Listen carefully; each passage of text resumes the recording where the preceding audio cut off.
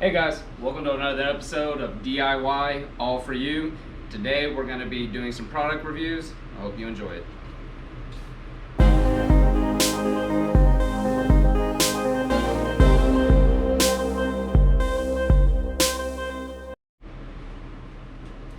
Alright guys, today we got a GearWrench professional bi-directional diagnostics tool. I purchased at Home Depot for $150. You know, that's not exactly the cheapest automotive tool that you'll buy, but for what it is, it's actually not a bad price. A lot of times you can find different types of handheld scanners. Some of them range from about $20–$30 up until you get into some of the more high-end stuff, Autel. You can spend several $1,000s, especially standalone ones. This one is a simple Bluetooth bi-directional tool. So you simply just plug it into your car and connect it within a device. In this case, it can be either Android or Apple products. Let's try it out. All right, guys. So we got our GearWrench here. Let's do a quick unboxing of it. So when you buy it, you're gonna get this little plastic right here, and that's the guy. Bluetooth. It's got one LED right there that can change colors depending on what it's being used for. The OBD2 connection, as simple as it gets. Great little plastic here, which I recommend keeping. You're also going to get with it a, there we go, quick start guide here. That right there just kind of gives you some basic information, as well as the QR codes for installing the app if you haven't already done so. Also included in the box, you're going to get one of these cards. This card right here contains your serial number, model number, and your activation code. Keep this because you are able to link that to multiple devices and use it across multiple platforms, but it will be tied directly to this product. Now, it does work on both Apple and Android products. The iPad is actually a older iPad mini, and the software still runs on it. Normally, a lot of times you'll find problems with where it won't run on later, the apps won't run on later iOS's. In this case, it does. I am using the iPad with it. However, I do want to show you that it does work on Android as well. So let's just log in here real quick, show you the app.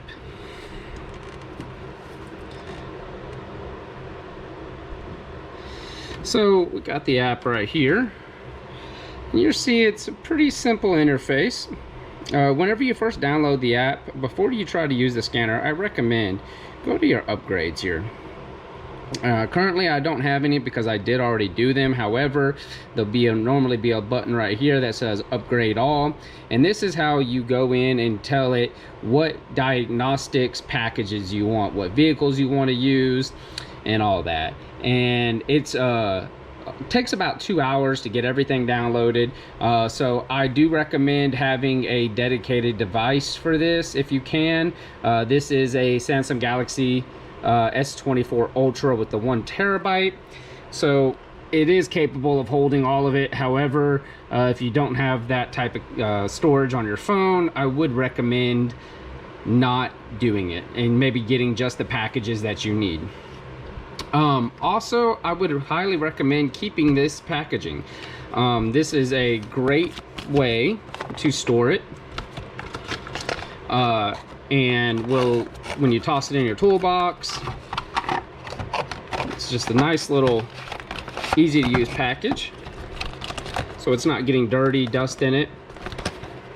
Now, like I said, I will be using an iPad today for this, and like I said, this is an older one, so just to show you here, it does work on that one as well.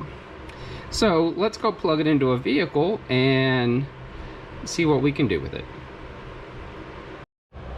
So whenever you first initially plug it into your vehicle, you will have to launch the app and connect. So when you go, you're just going to click right here on more and go to your settings. Go to Bluetooth. And you're going to see it doesn't have a device connected. And it does do this, both Android and Apple both do it fairly similar. So you're going to get a connection there. And you'll see that it is your connection to your serial number on the device. Just going to click it. When you do that, you'll get a beep on the device and a blue LED. Now then, this does have a capabilities of up to 35 feet away, so the vehicle is actually sitting behind me, but I'll be able to do everything right here. Once you got your GearWrench plugged into the OBD2 port and Bluetooth connected to the device that you're using to do the initial scans, go ahead and go. Now, I have watched a lot of reviews, and a lot of people complain about the fact that how long the scan takes. That's not been my experience, but I just like to show y'all guys myself. So again, this is a 2015 Jeep Renegade, and we're just going to tell it to do an auto scan. So I'm going to tell it to auto scan. See, it already knows it's a Chrysler. It's recognizing the vehicle VIN code. And I want to do this for y'all guys in real time because I want y'all to see. Alright, so it knows it's 2015. It knows it's a Renegade. That is the correct VIN number. Tell it okay. And there we go. Now from here you can do one or two options. You can either do an automatic scan or you can do a system selection. If you know specifically what you're having problems with, you do a system selection. Me, I like the automatic scan, and it's just going to go. Now, this is a fairly complex device. It is going to be allowed to do bi-directional. So it's not just your random, just, pulls your P codes, and it's going to let you do a lot more. So it does take a little bit longer. How this compares to the other top brands, it might be a little bit slower. But I say as long as you're able to do a full diagnostics of the vehicle in under 5 minutes, then I think you're doing pretty good. And honestly, it takes far less time than that. Within 5 minutes, I could have a vehicle scanned and an email sent to the customer with all the information. So you see, we're already done here, and you can see this vehicle's got some fault codes in it. Heating, ventilation, entertainment, amplifier, radio frequency, instrument panel, body control module, the works. Now from here, I can actually come in here and go, let's say I want to diagnose this body controller. So from there, it'll actually read the DTC code for me. I could clear the codes. I could look at the live data. I could read the ECU information. Let's start to read the DTCs here. And we can see that it has a license plate light circuit current below threshold. Well, would you look at that? Click the little search bar, and it actually brings you into just a Google search to tell you that this is what this code could potentially link to. Kind of a nice little feature there. Not a bad way to do it. But you do have to have internet access to be able to do that. So let's go back into the app here. Let's try to stay within the app. Let's see what it can just do standalone without any type of an internet connection. So let's see here. If we tell it to read the ECU information, not much useful information right there, just off the rip. But let's look at our live data. Alright, so it looks like it's giving you everything on the vehicle that is currently accessible to you by the live data. Kind of a real encompassing system here. Alright, let's try actuator test. Now this is where the bi-directional system comes into play. So from here we have all types of stuff. We got backup lights, license plate lights. In fact, remember I had a license plate light code. And there we go. Turn the license plate light on, or we can turn the license plate light off. So that's one way that we can do a test. Let's try something a little more vocal here. Let's do the horn. Now, one thing to keep in mind is that some of these tests do require the vehicle to actually be running. Currently, the vehicle is not running. Also, this one, keep in mind, when you hit the on, it's going to stay on until you turn it off. Although this is a fun little trick. If you can sneak this into one of your friend's cars, not recommending, but you know, entertaining.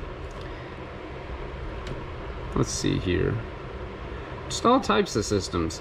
And it does seem to only show systems that you are capable of actuating within this particular vehicle, what's actually being supported right now. And the reason I say that is because once you exit the system here, and by the way, when you come to leave this, it's gonna ask you if you want to leave, tell it yes, and come back. It's going to do the report generation here, and from here you can actually change the mileage, and in your settings, which I haven't done on this one yet, you can change it to American, Imperial, or if you're overseas you can have it in metric or SAE, and it'll actually pre-show right here. Right now it's showing kilometers, but it would show miles.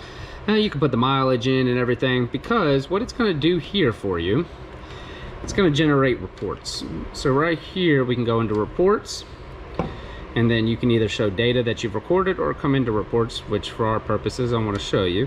And this is where I've just been scanning it and playing with it here since I got it. So let's just go into one of these reports.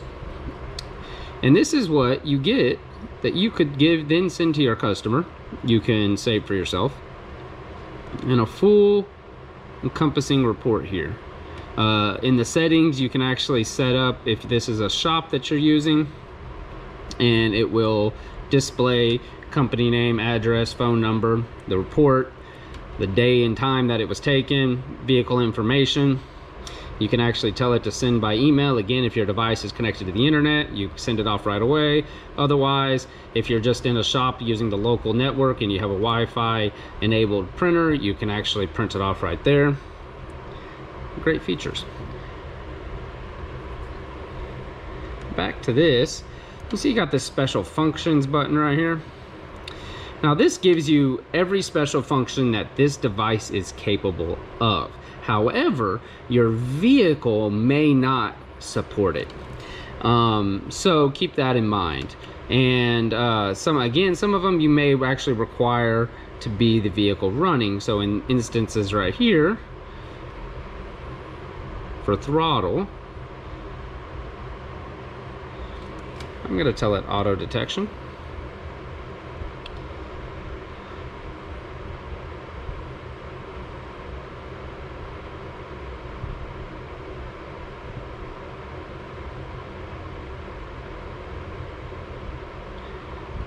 Vehicle's correct. And I'm going to tell it, because this vehicle is not actually equipped with an ECM, I believe it's a PCM. So it's not supported. So let's go to the PCM. There we go. Now, there's some different features. I could set the engine RPM. However, it's going to tell me the engine must be running at an operating temperature. Right now the engine's not running. If I tell it OK,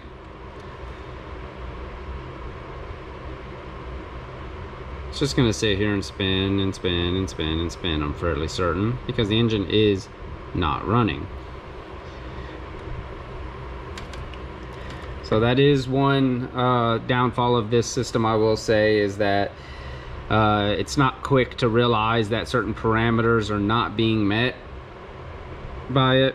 And it does look like it's going to lock the app on you, which you can sit here and wait on. Now, just to test this theory, we're going to go ahead and start the vehicle.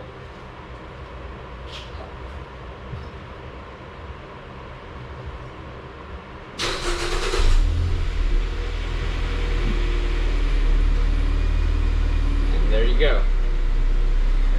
Once you get the vehicle started, it's going to recognize that and go ahead and go straight into it.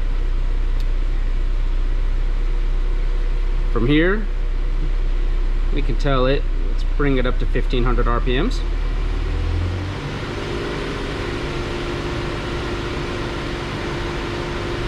Good. Come down to 1,000. Good. And now when you're ready to exit, when you exit, it's going to release the test that was being done on it and turn that off for you.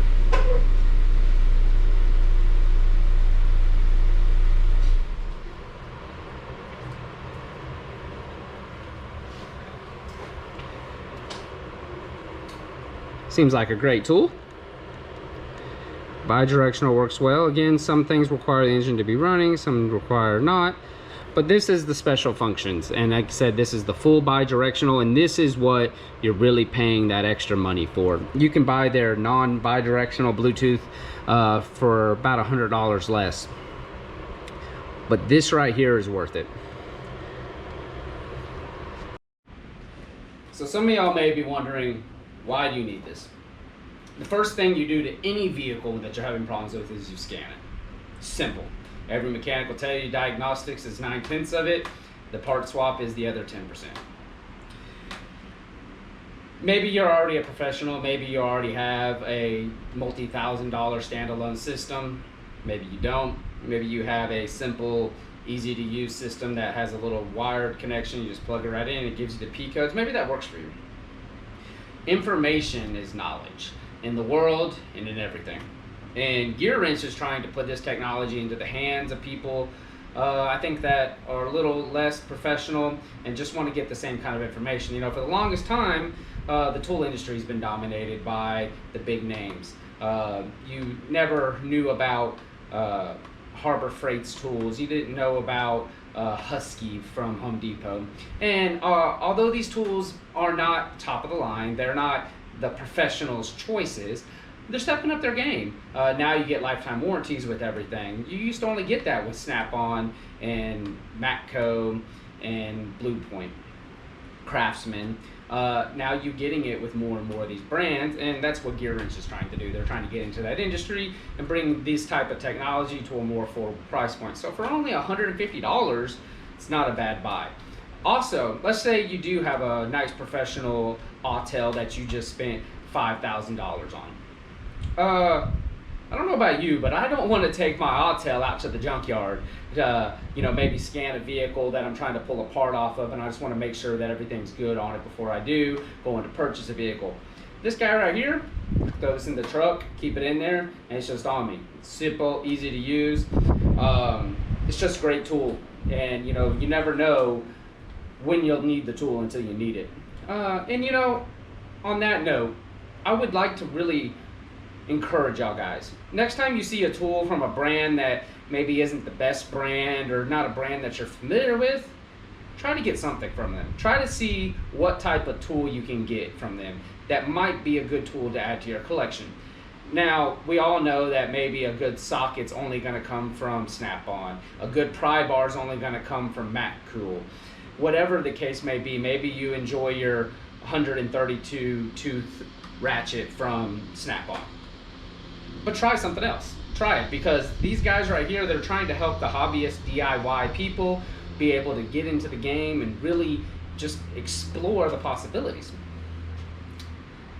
That being said, this tool is only as smart as its user. It seems to be fairly simple, seems to be a quick and easy to use interface. However, there is a lot of options and a lot of stuff that you can use it for, but only if you know how to use that. You need to learn how to utilize it. So practice, play, and learn. Just be careful, don't ruin your vehicle. This was another unboxing and use video for DIY all for you. Stay tuned for the next video, and I really hope you enjoyed it.